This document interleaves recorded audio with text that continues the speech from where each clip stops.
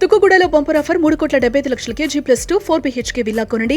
నెలకు 1,00,000 rent guarantee. Terms and conditions apply. మీ journey అప్పటి నుంచే స్టార్ట్ కదా. అది ఫస్ట్ సినిమా రాజీవ్ కనకాల అంతే. రాఘవ ఎస్, ఇది ఒక బ్యాచ్. Institute batch.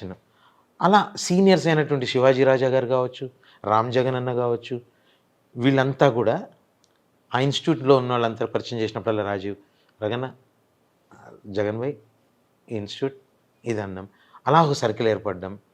సడన్గా ఫస్ట్ సినిమా తర్వాతే నాకు ఒక సీరియల్ అవకాశం కలగడం, ముల్లపూడి వరా గారి డైరెక్షన్లో, అది కూడా మిస్టర్మలు మిస్టర్ అని భీమ్ గారని రైటర్ ఉండేవారు, వారి ఆధ్వర్యంలో ముల్లపూడి వరా గారు రాఘవేంద్ర గారు ప్రొడక్షన్ సీరియల్ స్టార్ట్ అయింది. అలా తెలియకుండా సీరియల్స్ చేస్తూ ఓహో ఈ టైంలో ఇలా ఎమోట్ అవ్వాలి, యాక్షన్ చెప్తే ఇది చేయాలి అది చేయాలి అని నేర్చుకుంటూ జర్నీ స్టార్ట్ అయింది. ఇంకా నేర్చుకుంటున్నాను still. It's acting is not like degree exam రాసో బిఏ ఇచ్చారు, ఎంబీఏ చేసో సర్టిఫికేట్ ఇచ్చారు. యాక్టింగ్ ఒక సినిమా అయిపోయింది, నీకు సర్టిఫికేట్ లేదు. Every day is a new lesson, every day is a new life, new beginning. But మీ టైం నుంచి కూడా ఇప్పటి వరకు కూడా తెలంగాణ యాసలో ఫస్ట్ మీరే స్టార్ట్ చేశారు ఒక రకంగా చెప్పాలి అంటే. అంటే లేదు అలా కమిడియన్స్ లో ఎవరు లేరు అప్పటి వరకు కూడా. కోట గారు, అద్దిలు తనకెల బర్ని గారు అయ్యో ఉన్నారు. కాకపోతే వాళ్ళ తెలంగాణ యాక్సెంట్, నాది హైదరాబాదీ. నాకు ఒక టిపికల్ లైనప్ కుదిరింది. సో వాళ్ళు లెజెండ్స్, వాళ్ళతో కంపారబుల్ కూడా కాదు. కానీ ఒకరోజు తనికెళ్ళ బర్ని గారు అన్నారు ఈ మాట, అరే నువ్వు మాట్లాడుతుంటే ఎనసొంపుగా ఉంటుందిరా, సౌండ్ కొత్తగా ఉంటుంది అని. సో అది biggest appreciation and a kind of a biggest award. ఎందుకంటే అంత legendary actor, writer, director. And Shiva సినిమాలోనే శివ పూర్వలం మేము, కాకపోతే సైకిల్ చైన్ అప్పటికే పట్టినాం. ఆర్జీవి గారు డెఫినెట్గా మా సెంట్రోళ్ళని చూసేది ఇచ్చిండు. ఆయన సొంత క్రియేషన్ కాదు, ఆ తర్వాత సైకిల్ చైన్లు పట్టింది కాదు, ముందే సైకిల్ చైన్లు మేమే పట్టేటోళ్ళం. ఆ సినిమాలో తనికెళ్ళ బర్ని గారిది ఉంటుంది, ఆసమ్. కొన్ని లక్షల కోట్ల సార్లు చూసుంటా, ఆ పోర్షన్ మటుకు ఎప్పటికీ మర్చిపోను. సో వినసొంపుగా ఉంటుందని తనికెళ్ళ బర్ని గారే చెప్పారు. ఫస్ట్ సినిమానే ఆది జూనియర్ ఎన్టీఆర్ గారు. ఆయనకి ఇలాంటి టైప్ ఆఫ్ క్యారెక్టర్స్ అంటే ఇంకా ఇష్టం. బాగా చెప్తాను కదా, నిజంగా ఐమ్ బ్లెస్డ్. రాజీవ్ కనకాల గారు, ఎన్టీఆర్ గారు ఒకటే సినిమాలో పరిచయం అవ్వడం, వారికి నేను అంత దగ్గర అవ్వడం నా లైఫ్లో ఒక important. Like he's like one of my body part. Is a friend. మన బాడీలో లంగ్, లివర్, కిడ్నీ ఎలా అయితే ఉంటాయో, a friend is also a part అనే దాంట్లో Rajeev and NTR are most important. ఏంటి అంత స్పెషల్ ఏంటి రగన్న? They never took me like an actor. నా స్థాయి ఆర్టిస్టులు ఎంతమందికి యాక్సెస్ ఉంది? ఎన్టీఆర్ గారి పక్క పెడితే రాజీవ్ కనకాల గారి దగ్గర అంత గొప్ప వ్యక్తి ఎవరిని చిన్న చూపు చూడడు. అలాంటి వ్యక్తి దగ్గర నేను చాలా ఫ్యామిలీ మెంబర్లాగా ఉంటాను. అంత యాక్సెస్ దొరకడం అనేది చాలా గొప్ప విషయం. అలాంటిది ఎన్టీఆర్ గారు ఫ్యామిలీలో ఒక భాగం. చెప్పగా నా శరీరంలో ఒక అవయవం లాంటి ఒక ఫ్రెండ్ అనే ఒక అవయవం ఉంది నాకు. అందులో ఒక రాజీవ్ ఒక అవయవం, ఎన్టీఆర్ గారు ఒకటి. సో అది ఇష్టం అంతే.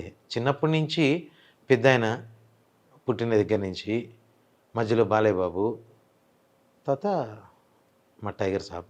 చాలా మంది దగ్గర చెప్తారంటే ఎన్టీఆర్ కోసం కావాలంటే నా ప్రాణాలైనా ఇస్తాను అని. ప్రాణం ఇచ్చుడేంది, తీసేసామంటే తీసేస్తా. ఇప్పుడు చెప్పు, పలానోడు ఇట్లా అన్నాడని చెప్పు, రేపు వితిన్ 24 hours ఉండదు. వాళ్ళు ఉండరా, మీరు ఉండరా? వాళ్ళు ఉండరు, నేను ఎందుకు ఉన్నాను? అరే పక్కా ఎదురాదే, ఒక మటమే లేదు. ఆయనను ఎవరన్నా ఏదైనా చేస్తారంటే ఫస్ట్ నన్ను చదవాలి. నన్ను లేపేద్దని చెప్పొద్దండి ప్లీజ్. అట్లా అలాంటి సిచ్యువేషన్ వస్తుందని కాదు, అంటే అంత ఇష్టము ఆయన కోసం చచ్చిపోవడానికి సిద్ధం అంట. 100%. ఆయన అంతలా ఇష్టపడుతున్నారంటే లైఫ్లో ఏదో మిరాకిల్ జరిగిందండి ఆయన వల్ల మీకు. అంటే కనెక్షన్ అండి అది. That I say it's a bio connection. కొన్ని ఎలా ఉంటాయంటే, nature gives you few things, everything you won't get. అది కూడా కొంతమందికి కొన్నే దొరుకుతాయి.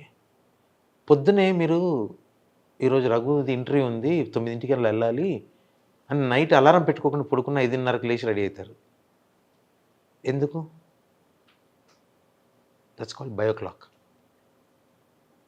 అది మైండ్లో ఫిక్స్ అయిపోతుంది. అలా నాకు తను బయలాజికల్గా కాకపోయినా నాకు అది ఒక పార్ట్ అయిపోయింది నా బాడీలో. ఇష్టం దానికి తగ్గట్టు he gave so much of love. తట్టుకోలేమంట ఆ ప్రేమకి. ఇనీషియల్ డేస్లో ఫస్ట్ విత్ ఇన్ మంత్లోనే మేము అందరం కూర్చున్నాం, ఫ్రెండ్స్ అందరం.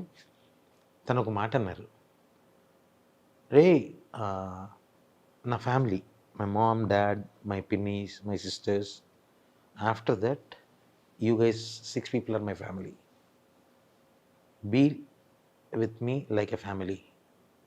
Never ever try to recommend this director is good, listen to him, do with him, this writer katha is good. Don't get all those don't bring those lines in between our relation. మీరు యాక్టర్స్గా నా సినిమాల్లో ఇది మీరు చేసేది ఇది చేస్తే బాగుంటుంది అనుకుని మీకే వస్తాయి. అది కూడా అడగాల్సిన అవసరంలా మీకే వస్తాయి. Be with me like my family అని చెప్పే అంటే ఎంత గొప్పడై ఉంటాడు సార్ అది. అట్ ద ఏజ్ ఆఫ్ 19-20లో. By the time I'm 30 he was 19-20. ఎంత మెచ్యూర్డ్గా ఆలోచించుంటాడు. Till date none of our gang members never recommended anyone nor pampered someone in front of him. Pampered in the sense encouraging someone for him. Never. We never did that. We never went to him and bhaiya ee roju I never call him Tarak by interview or anything.